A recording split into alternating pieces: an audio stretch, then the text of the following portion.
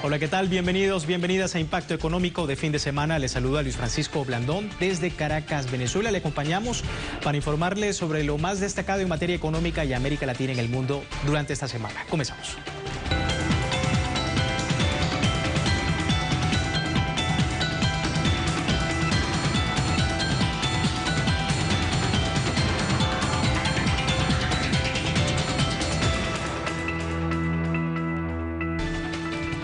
Estados Unidos recrudece su arremetida contra Venezuela. El presidente Barack Obama anunció nuevas sanciones contra ese país, acusándole de supuestas violaciones de derechos humanos. Este lunes, el presidente de Estados Unidos, Barack Obama, firmó un decreto en el que establecen sanciones contra 7 militares venezolanos. A las sanciones suma el siguiente factor, declara: situación de emergencia por el riesgo extraordinario que supone la situación en el país suramericano para la seguridad de Estados Unidos. En el decreto, la Casa Blanca insta a la liberación de dirigentes políticos de oposición, artífices de hechos de desestabilización, quienes intentaron, mediante vías no democráticas, hacerse con el poder en Venezuela. Por su parte, la canciller de Venezuela, Delcy Rodríguez, aseguró que el recrudecimiento de la agresión de Estados Unidos contra su país forma parte de un plan que incluye un bloqueo financiero y comercial. Y está contemplado un bloqueo financiero, un bloqueo comercial, un bloqueo económico. Y eso debe saberlo el país. Eso no solamente para los chavistas. Los empresarios que hoy producen en Venezuela van a estar afectados por esta ley de sanciones. No se crean el cuento que solamente para estos justos y nobles venezolanos a quienes se les, digamos, directamente se les sancionó. No. Todos los venezolanos y venezolanas nos vamos a ver afectados por esta ley y esto debe llamar a la reflexión nacional y a la unidad nacional. Así como intervención militar. Las sanciones contra Venezuela tienen su origen el pasado 10 de diciembre, cuando el Congreso de Estados Unidos la aprobaba, para posteriormente ser ratificada el 18 de diciembre por el propio Barack Obama. Entre las medidas contemplan el congelamiento de bienes, así como la restricción de visas para dirigentes del gobierno bolivariano. Y las sanciones de Estados Unidos a países que no se subordinan a sus intereses continúan. Barack Obama informó que ha decidido ampliar las sanciones contra Irán. El argumento esgrimido por Obama es el mismo de siempre y es la bandera del lobby sionista. Las acciones y decisiones políticas del gobierno de Irán contradicen los intereses de Estados Unidos e Israel en la región y siguen siendo una amenaza para la seguridad nacional, política internacional y economía de Estados Unidos.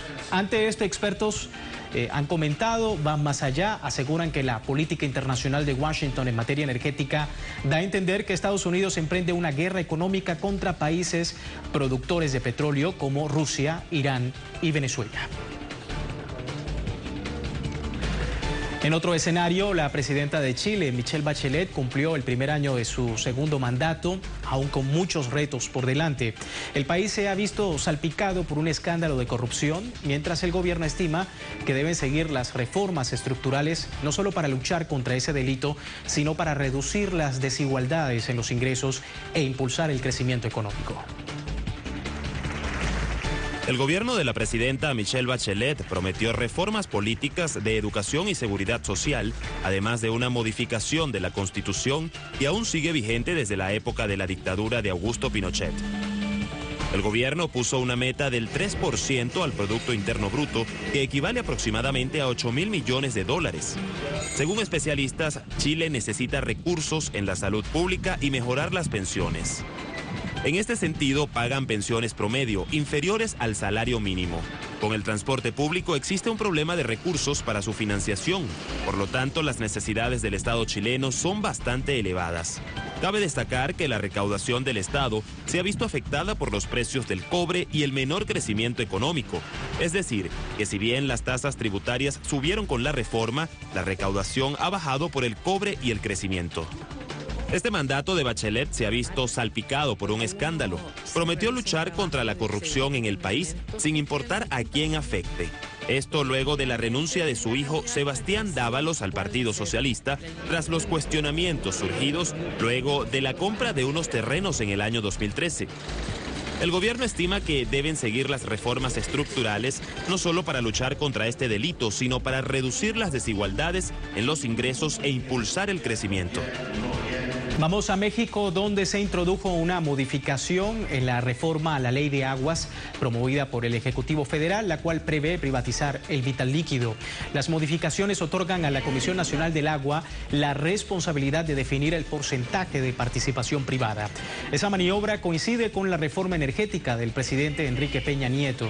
Pasado miércoles, la Cámara de Diputados pospuso el debate sobre la ley que privatizaría el agua, pero la decisión fue calificada como fuera de lugar por organizaciones sociales y defensores de los derechos humanos que consideran necesario que el proyecto de ley sea derogado en su totalidad. De aprobarse, quedarían indefensos estados, municipios y comunidades para favorecer a consorcios privados que no solo se dedican al manejo del agua, sino también a la conocida práctica del fracking.